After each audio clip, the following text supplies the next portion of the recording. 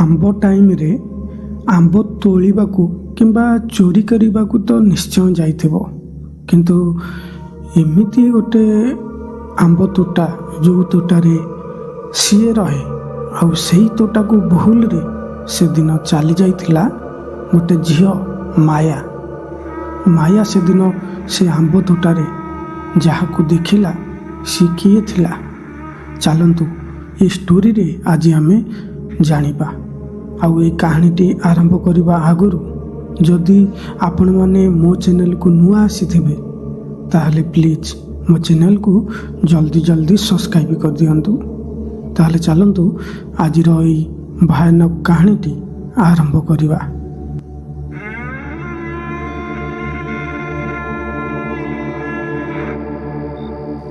माया मायार बयस 25 वर्ष होइथाए।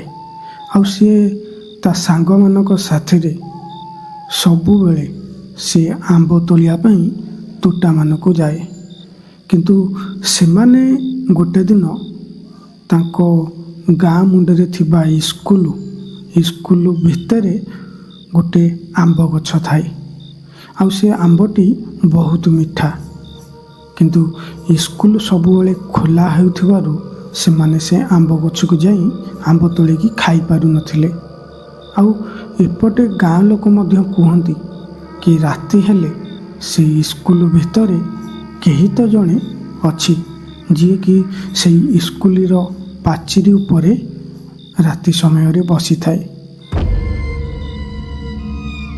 किंतु से सबुबले देखा दिएनी। सी ता बेला अनुसार सी देखा दिए। आउ माया मध्य एक कथा जानी थिला, किंतु सेमाने राति समय रे से स्कूल भीतर को केबे भी जाती नहीं। किंतु रविवार दिन माया आउता 2 जण सांग सेमाने साथी है कि सही स्कूल भीतर को आंब तोलिया पई बाहरी थिले। सेतबले टाइम होई थाए दिन 2टा। आउ उदुदिया दिही परे केही कुआड़े नथिला बेले से माने से दिन से स्कूल पाचेरी डेई से आंब गछ मूल को आंब खाइया पई जाइथिले।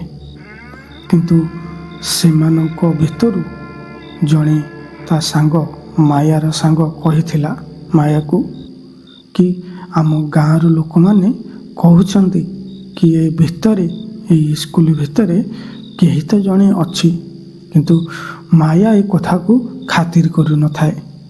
सी पुणी कहू थाए कि आमे आंब तोलिला परे एठू जल्दी चली जिबा। एमिति कहिकी से माने से दिन से आंब गछरू आंब तोलु थांती, किंतु सही समय रे मायार नजर पड़िला कि ता आखि सामने रे केही तो जणे पास कला। माने एते स्पीड रे सी पास कला। सी देखु देखु से जी भी पास करथिला सी कोनोसी मनीष नथिला, काहेकि ना से गोटे मनीषर छाई परिका आंकु देखा जाइथिला। किंतु माया से छाई को देखिथिला आउ ता 2 सांग ए माने ताकू देखि नथिले। सेतेबेले माया ए मानकू किछि न कहिकी से जगार आंब तोली सारा पर समते घर को फेरी आसीथिले। किंतु यहीठू स्टार्ट होउची पूरा खेल। आपण माने ए स्टोरी को पूरा लास्ट पर्यंत सुनतु, काहेकि ना माया जहाकू देखिथिला से स्कूल भितरे से किए थिला। आउ जेतेबेले माया घर को फेरी आसीथिला से दिन सी खिया पिया करी साइला पोरे जेतेबेले संध्या हला सेतेबेले माया जेमिति ता देहरे कौनसी आत्मा रुहे सेमितिका सी राति रे हला। सेतेबेले ता मायार माँ ताकू खाइया पई डाकिथिले। जेतेबेले खाइया पई डाकिथिले सेतेबेले माया खाइया पई जाई नथिला। आ जेतेबेले ता बोऊ आसिकी देखिले कि ये खाइया पई कौन पई आसुनी, एते समय हला ताकू डाकिले କିନ୍ତୁ ଇଏ ଖାଇବା ପାଇଁ କ'ଣ ପାଇଁ ଆସୁନି। ସେତେବେଳେ ସିଏ ତୁରନ୍ତ ତା ପାଖକୁ ଆସିଥିଲେ ଆଉ ତାକୁ ଯେତେବେଳେ ଦେଖିଲେ ତାଙ୍କ ପାଦ ତଳୁ ପୁରା ମାଟି ଖସିଗଲା। କାହିଁକି ନା ମାୟା ସେତେବେଳେ ମାୟା ହେଇକି ନଥିଲା, ଯେମିତି ତା ଦେହରେ କୌଣସି ଆତ୍ମା ବାସ କରି ଯାଇଥିଲା। ସେତେବେଳେ ମାୟା ତା ମୁଣ୍ଡର ଚୁଟି ଗୁଡ଼ାକ ଯେମିତି ଆଲୁସାଲୁ ହୋଇଯାଇଥିଲା ଆଉ ସେ ଦେଖିବାକୁ ଅତି ଭୟଙ୍କର ହୋଇଯାଇଥିଲା। ସେତେବେଳେ ମାୟାର ମା ତାକୁ ଯେତେବେଳେ ଦେଖିଲେ ସେ ପୁରା ଡରି ଯାଇଥାନ୍ତି ଆଉ ସେ ସଙ୍ଗେ ସଙ୍ଗେ ତାଙ୍କ ଘରରେ ଯେତେ ବି ଲୋକ ଥିଲେ ସେ ସମସ୍ତଙ୍କୁ ଏ କଥା ଜଣାଇଥିଲେ ଆଉ ସମସ୍ତେ ମଧ୍ୟ ମାୟା ପାଖକୁ ଚାଲି ଆସିଥିଲେ ଆଉ ଘର ଲୋକ ଜାଣିସାରିଥିଲେ କି ଆମ ଝିଅ ଦେହରେ କୌଣସି ଦୁଷ୍ଟ ଆତ୍ମା ବାସ କରିଛି।